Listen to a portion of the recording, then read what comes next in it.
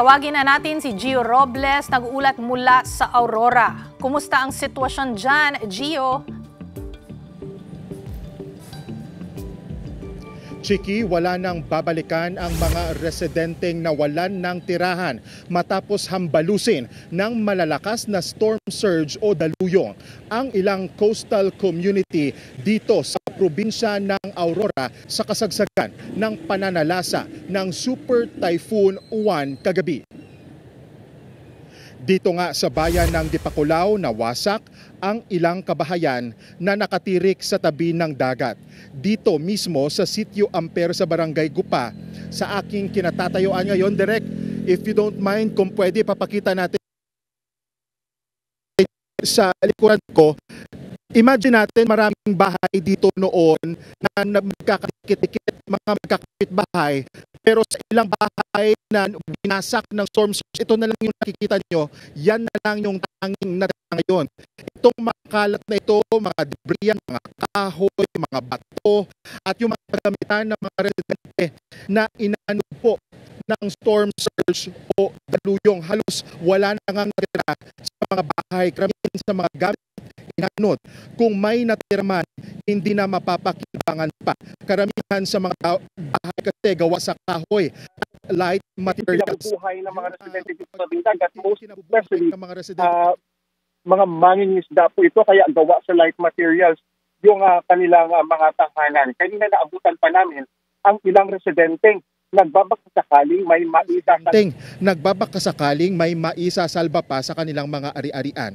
Nananawagan ngayon ng tulong ang mga nasalanta na mabigyan ng malilipatan at makapagtayo muli ng bahay sa mas ligtas na lugar. Dito pa rin sa bayan ng Dipakulaw, hindi na madaanan ang Baler Kasiguran Road na nasa gilid lang ng dagat. Sa video ni Ernie Cruz, ito kung makikita po ninyo, wasak na wasak ang kalsada sa tindi ng mga alon kahapon. Ayon sa assessment ng Aurora PDRRMO, 3 bayan sa northern area ng probinsya ang isolated gaya ng Kasiguran, Dilasag at Dinalungan kung saan unang tumama ang super typhoon sa lupa kagabi. Dahil sa nasirang highway, bawal muna dumaan ang mga sasakyan. Maging mga residente na gustong umuwi sa Dipakulaw o Kasiguran, pinagbawalan din tumawid kahit maglakad man lang. May alternatibong ruta naman pero aabuti ng ilang oras dahil dadaan pa sa bundok. Nasa lugar na ang mga tauhan ng DPWH para i-assess ang pinsala at makumpuni ang daan sa lalong madaling panahon. Sa bayan ng Dingalan nakuhanan din ang pag-apaw ng malakas na ragasa ng daluyong kahapon. Kinagabihan, pinasok na ng tubig ang mga resort sa gilid ng dagat, lalo na sa bayan ng Baler. Sinira rin ang malakas na storm surge o daluyong ang Sabang Beach Baywalk na binayo ng malalakas na alon.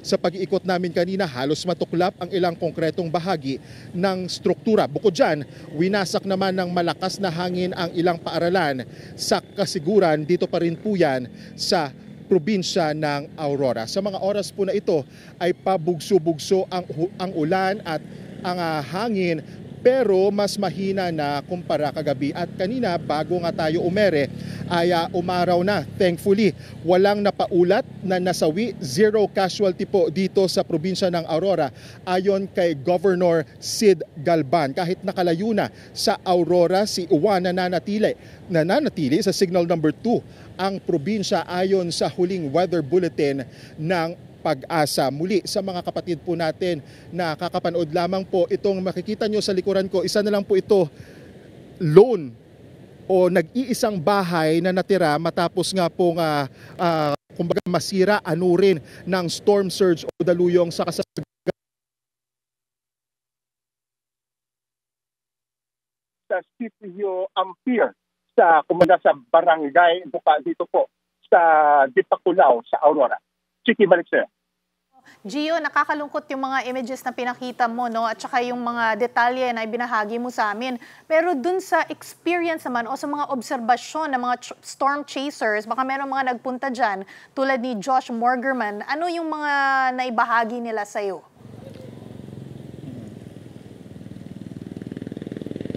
Oo, kahapon nga we had a chance na makausap itong si Josh, American storm chaser siya at personal nga nilang dinayo yung Baler Aurora parang mag-observe dito sa Super Typhoon Uwan at bago pa man nga tumama sa lupa, itong super bagyo ay kumbaga nagbigay na sila ng warning especially sa mga residente doon sa posibleng epekto nga ng storm surge o daluyong which is nakikita na nga natin. Pero thankful naman tayo, Chiki, no, kasi naabisuhan agad ang mga residente na lumikas kaya zero casualty dito sa Aurora.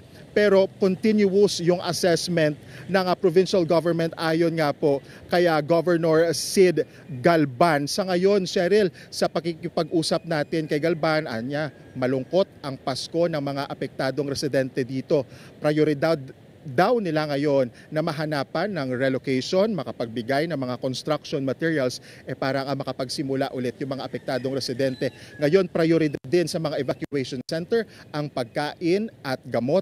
Nasa 22,000 o higit pa sa bilang na yan ang mga residenteng dinala sa mga evacuation center. Chiki. Bagamat zero casualties, malungkot pa nga rin ang Pasko ngayong taon. Pero maraming salamat sa iyo at ingat kayo ng team mo. Gio Robles, tag-uulat mula sa Aurora.